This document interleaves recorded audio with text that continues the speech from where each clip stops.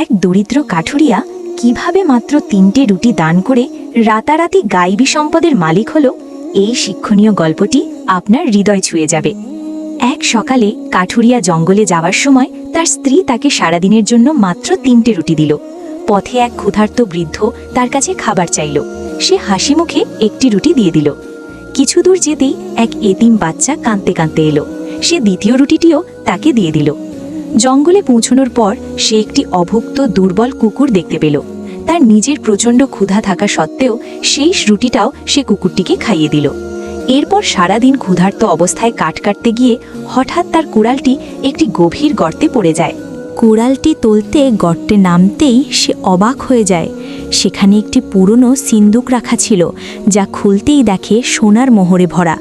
তখন গায়েবী এক আওয়াজ এলো, যে নিজের ক্ষুধার চেয়ে অন্যের কষ্টকে বড় করে দেখে, আল্লাহ তার রিজিকের দায়িত্ব নিজেই নিয়ে নেন। কাঠুরিয়ার সাথে সাথে আল্লাহর শুকরিয়া আদায় করে সিজদায় লুটিয়ে পড়ল। সত্যি, দান করলে কখনো সম্পদ কমে না। গল্পটি ভালো লাগলে হেদায়েতের আলো চ্যানেলটি সাবস্ক্রাইব করুন এবং কমেন্টে অবশ্যই সুবহানাল্লাহ লিখুন।